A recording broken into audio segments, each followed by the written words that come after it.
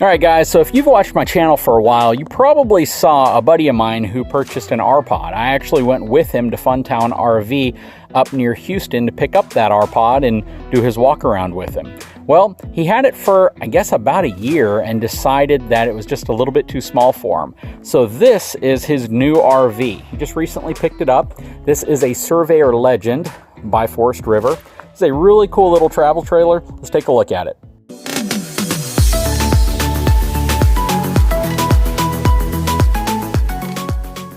Okay, so this is the 19 BHLE. This is a bunkhouse unit. It is a single axle unit as well. This is going to be the back of your refrigerator. Coming around, that is the back of your furnace. Black tank flush, all LED lighting. It is wired for a Furrion wireless backup camera. It has manual scissor jacks. You have an outside shower right here, plus you have some storage right here. This is really cool, and this is going to be underneath one of the bunks inside, so we'll take a look at that in a second. You have your 30 amp connection, cable satellite connection here. This rides on a 6-inch I-beam frame. This uses the Schwintek slide. It is a single slide, but it is a single full extension slide, so it's a 3-foot depth slide. Over here you can see the outside of your water heater, city water connection, as well as your tank fill connection. This is going to be your pass-through storage up front. He did move his jacket bike holder from his R-Pod to the front of this, which is really cool. He is a mountain biker, so he has the ability to take his bikes with him. He also transferred his Bulldog front jack over to this trailer as well off of his R-Pod. So he had replaced the LCI jack on his R-Pod with this Bulldog front jack. Both of these came from etrailer. And he also uses the Anderson no-sway hitch. We are actually going to be installing the new 2 5/16 inch ball on this specific trailer, as well as a few other things. So here is his old hitch. There's his new hitch. This was a 2-inch ball. That's a 2 5/16 inch ball. We simply have to take these bolts off to mount the new one onto it, which we will do. He's had a lot of luck with the no-sway hitch. Basically, the way this works is for sway control, you have this ball assembly that's pressed into this outer collar, and that creates essentially friction to keep this from turning. And the more weight you have on it, the more it's compressed in there, and it also, again, keeps it from turning easily, which creates sway control. Now, there's a triangle plate under there with chains that connect back to these mounts on the side of the A-frame. That is going to be two things. One, it's going to keep the triangle plate fixed to the bottom of here to allow this part to work with the friction formed inside of the sleeve. And secondly, as you tighten those chains, it creates weight distribution. So the weight distribution will either pull up and kind of squeeze the frame of the travel trailer to the frame of the vehicle, thus creating kind of an arch effect, and that arch effect is your weight distribution. I think this hitch works really well on lighter travel trailers. You can put this on pretty much any size travel trailer, but in terms of sway control, it works very well on these smaller travel trailers because it gives you the maximum amount of friction while at the same time giving you really good weight distribution. Now let's take a look at the numbers on this specific unit. So this has a gross vehicle weight rating of 4,805 pounds. It has a cargo capacity of 1,037 pounds. This unit's going to be roughly 23 feet long from the front of the A-frame all the way to the back bumper. So this is a really compact travel trailer, but it's got a lot of great amenities inside, and it's really perfect for a half-ton truck. Let me show you the truck he uses to tow it with.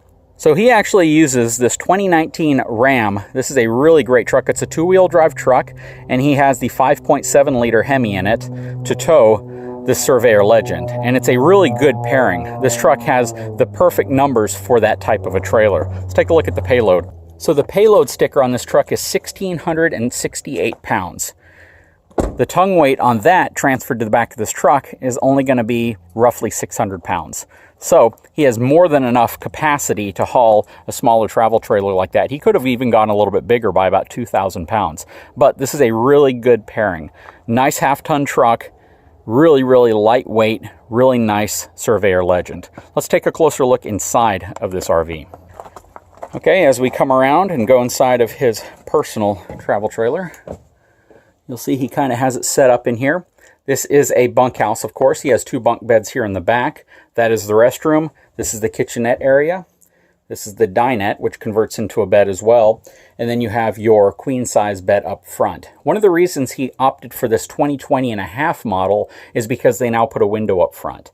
So the 2019 and 2020 model didn't have the front facing window, and that was something he really wanted. Plus, he really liked the dark mixed with light tones for the wood and the trim. As you can see, it's carried around the slide here.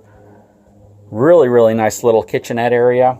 It would have been nice to see maybe a little flip-up shelf right here, or perhaps even something that came off of the kitchen this way. It definitely looks like you would have enough room. With this slide in, it's probably only about to here. But with this slide in, you still have full access to using the restroom if you need to. So, working our way back here, you can see it has a really nice restroom. And this is kind of a big deal for such a small travel trailer. Typically, small travel trailers don't have shower assemblies this big. And that is a good sized shower stall. Plus you have some nice countertop space right here. The toilet is positioned at an angle, but kind of in front of the sink area, so you could sit on the toilet, let's say if somebody's doing their hair or they need to do makeup, and you have access to using this as a seat. Plus you have good pantry space right here as well, so if you need to keep toiletries, towels, things like that, you have a space for it.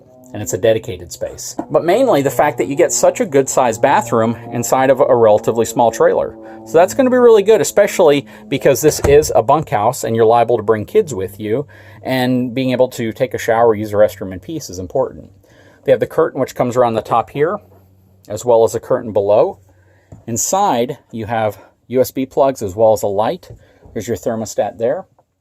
Overall, you can sleep 2, 3, 4, 5 people in here. You might be able to fit 2 smaller children here, but it would be a little cramped. But for 5 people in such a small unit, this really isn't bad at all. And it gives you a lot of usable space. Plus, a really nice opening here for when you're stuck inside of the RV and you want room for the kids to play, or you want room to move around.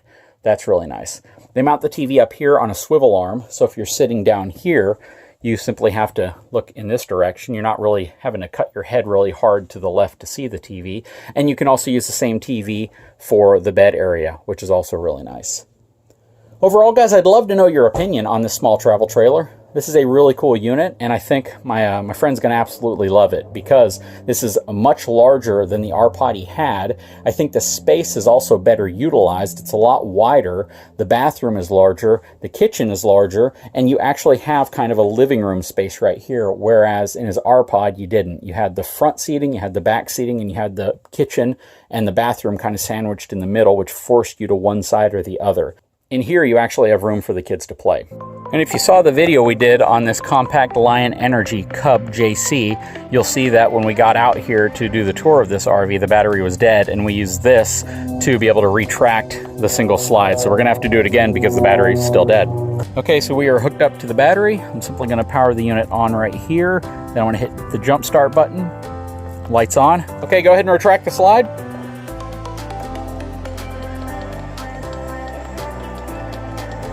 No problem pulling it in. If I disconnect the battery, that will stop.